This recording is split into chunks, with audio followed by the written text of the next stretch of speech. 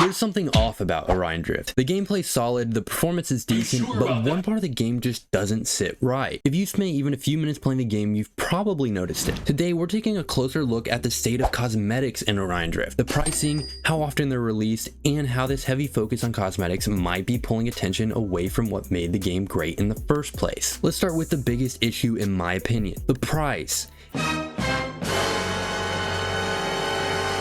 If you want to buy anything from Spark Supplies, it's going to cost real money. Nothing in there is earnable through gameplay. The only free thing in there are the pronoun badges at the bottom floor. On top of that, the general pricing is just absurd. Take the Samurai Bundle for example. It comes with 4 cosmetics and 10,000 Driftium. It'll set you back $30. That's wild because in most games, $30 gets you way further than 4 or 5 cosmetics. And if we're being technical here, with the Driftium, it's more like 7 cosmetics, but still, I could buy GTA 5 plus a half of a GTA 5 for the same price as 7 cosmetics in Orion Drift. This leads directly into my next point. Why are prices so high? Sure, developers need to get paid, and that's completely fair, but I wanted to dig deeper and see if the cost could be going towards something like the servers. Orion Drift uses Epic Online Services, which handles things like matchmaking and player accounts, and that part is completely free. But to be fair, Epic doesn't actually host the game servers themselves. So what would it actually cost to host a 75 player game server? Based on an average pricing from game server hosts and VPS providers, it likely costs somewhere between $25 to $50 a month per server. But another axiom is a big enough company that they may have their own servers, which would cut this cost down by quite a lot. So the money for cosmetics is probably going towards servers to an extent, but it doesn't justify $30 bundles. And look, I'm not trying to accuse the devs of greed. I love this game and I want to see it succeed, but the prices do raise questions about where the priorities are right now. Now you may be thinking, but Fire, there are ways to get free cosmetics. And yeah, you're not wrong, but those methods either give you super basic stuff or barely scratch the surface in terms of variety. For example, the weekly challenge reward is usually really cool, but it's always either an optic or a pattern. That means only 3 out of the many types of cosmetics in the game are obtainable without spending real money. So if you can't afford to drop cash, your customization options are incredibly limited. So why does any of this matter? Why care that a few optional cosmetics are overpriced? Well, it runs deeper than that. Let's look at recent updates. The Ion Fang and the Parkour District updates. What's the main focus of both of these? Well, let's look at the trailers to find out. In the very first frame of the Ion Fang trailer, you see the entire Ion Fang bundle. Then a few seconds later, you see the entire Corn bundle. But the actual gameplay content, the revamped scrap run mode, it gets a brief 1-second mention at the very end of the 45-second trailer. The Parkour update trailer does do a little bit better of a job. It does showcase the new features, but again, within the first few seconds, we're bombarded with cosmetics. The point is, Orion Drift is clearly pushing cosmetics over gameplay. In the Ion Fang update, the only actual gameplay addition was the scrap run revamp, and even that's locked behind a match rotation. I haven't even got to play it yet, and I've been playing this game almost daily for a while now. This constant push for cosmetics instead of content is not a healthy direction. Orion Drift currently has one polished game mode, Drift Ball, and a few others that feel half-baked. If even half the effort that went into promoting $30 bundles was spent on gameplay systems, new maps, or progression, the game could be on a whole nother level. Now to be clear, I'm not saying cosmetics shouldn't exist or that devs shouldn't make money, but when every update feels like a shop refresh and the prices are this high, it makes Orion Drift come across like a cash grab even if it's not. So how can this be fixed? To start off,